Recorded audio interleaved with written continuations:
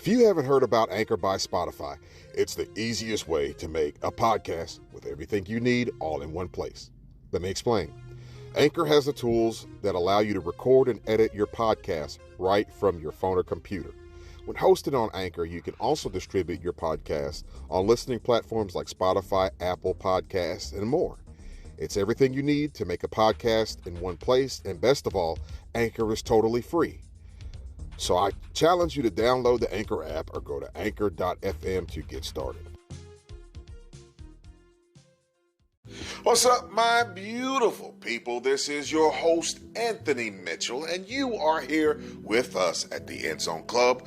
And here at the Endzone Club, we have conversations that are designed to cause us to walk from just being in potential to actually fulfilling purpose. And today, before I even introduce my special guest, I would like to encourage you to like, share, rate, and subscribe to the content.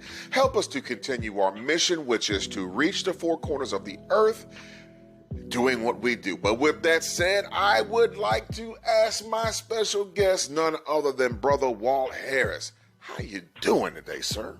Good morning, my brother, and good morning to you. It's great to be back on with you as usual. Love it. Thank you. But I know it's been a minute, my brother, since you have been on this platform. When we first got ready to launch this podcast, you were one of the first friends of influence that jumped on and supported us in more ways than one. So I got to start off with asking, how have you been since your last appearance? You know, during this season of my life, I cannot complain at all. Life has been good to me, as good as I've been treating it, and that's the main thing. You know, life will come, but how you handle situations, how you ponder on it, how you think about it, it's always going to be, indicative of where, your mindset is and how you're thinking on and perceiving situations. So for me, I'm trusting God, believing God. Life is life. You will get, hurdles, you will get challenges, but at the end of the day, when you know God is on your side, when you know He got your back, and you're able to then see a lot of the things that He is doing and has already done in your life. So I'm excited about this season of my life. I'm in a position to where I'm still trying to figure and wait to see exactly what the Lord has, but at the same time, I'm excited, really. I knew straight out the gate you were going to have some nuggets you were going to drop on us. So before I get my shovel out and dig us too deeply in this conversation, we're a day removed from Christmas. How did you guys spend this Christmas? We did this for the second year in a row. We didn't have Christmas at home. We had Christmas away. We went out and drove a few hours up north in Florida. So we just got on the resort and took some time and just enjoyed one another. It was a great experience last year, even better experience this year. Mother-in-law came in town and a little niece, and we had a great time yesterday. And it was cold here. Is it not usual? Being cold in Florida, but it's cold here, so you kind of got a little bit of that traditional Christmas feel with the cold. So we stayed in and just loved on each other, and it was a great feel. All right, so pivoting real quickly, some of our first-time listeners may be unaware of this, but our guest is a former 13-year All-Pro defensive back who played at a high level in the NFL, namely with my San Francisco 49ers. But if I didn't get this from you, Walt, to share a story from your playing days, I might get ran off my own show. So if you don't mind, just reach into your bag of resources and share one of those stories that impacted you the most. Oh man, I think when I think about once I left the Chicago Bears, was there for 6 years. Actually, you're always thinking that you're going to be there for the rest of your career, but not, and then you end up not renewing your contract, and then the Lord is moving you on. And so I end up going to play with the Indianapolis Colts, Peyton Manning. That was that quarterback that I put my SEC competitor with Tennessee, and I remember picking him off. As a cornerback, we always have to remember those moments, right? So I remember, intercepting a couple of his balls during college, and so end up having the opportunity to go and play with Dungy and play with Peyton Manning.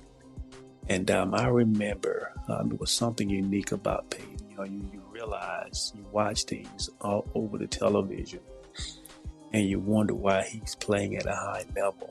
He knows so much. And so when I walked into the locker room, getting ready to just being introduced to everyone, getting my equipment and doing all that, Peyton Manning was one of the first guys that I remember seeing in that locker room. And he walked up to me, and it's almost as if he knew everything about me for more than I knew about myself. And so I knew I was in a different place, really, because and it shared a lot to me about who Peyton was, because he studied the game, but he not only studied the game, but he understood and knew about all the players. And so that there was something that I remember walking into that locker room and seeing him there, and just he remembered all the college games and everything. I'm like, okay, I get it. I see why he plays at a high level. And then watching him out on the football field, practice field, and watching how he trains and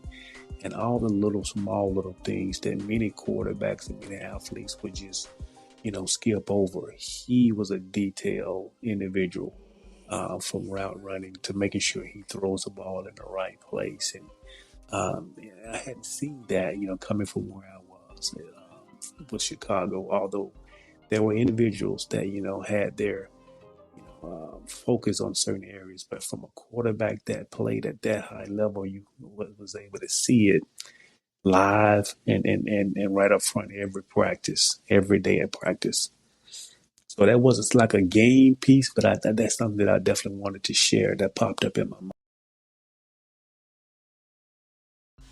It's funny, as you're sharing this story about Peyton, I guess I have a story that's kind of remotely related, but not directly. But back when I was in high school, I was blessed with an opportunity through what our youth pastor had an endeavor with the Boys and Girls Club, and there was a guest speaker in the house, and they extended us, and when I say us, I mean like the youth in our church, an opportunity to come out for maybe like 2 or 3 hours, serve tables, and to make, it was like $50 back in the 90s, right? That was a lot of money for a high schooler.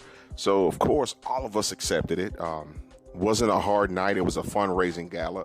So we're working tables, having a good time. And there was, towards the end of the event, there was a weird lull in that I had stopped working for a moment, and I'm by the stage near the guest speaker. Well, as I'm standing there, I'm waiting on my next set of instructions, and I just happen to look up on the stage, and he's standing there smiling at me. And I, just instinctively, out of respect, I smile back. And the guy proceeds to say, "Hey, man, I just wanted to let you know I noticed you working all night. Like, man, you work really hard. Like, never lose that." And I smiled at him, just out of respect. And the guy said, "You don't know who I am, do you?" And I started laughing. I was like, "No, sir. You gotta understand, I was a goofy kid." And he was like, "I'm Peyton's dad." I was like, "Peyton? Peyton who?" And they're like, "Peyton Manning." And I was like, "Who is Peyton Manning?" I was like, "Oh, Eli's big brother." Because ironically, Cooper was actually sitting there as well. And he was like, "Hey, man, do you want my autograph?" And again, because I didn't know who he was, I was kind of like, I guess. But I really got it for my dad. But the idea that this guy is who was Peyton's father and Eli and Cooper's dad, the kind of person he was, even as the star of the night, he still took the time to recognize the kids and the work we were putting in and just giving us that nugget. So Peyton, growing up in that environment, of course, he is impacted, having seen it from a firsthand experience. But for the fans, people like myself that didn't get a chance to see it firsthand experience, I always wanted to hear this from the perspective of a player.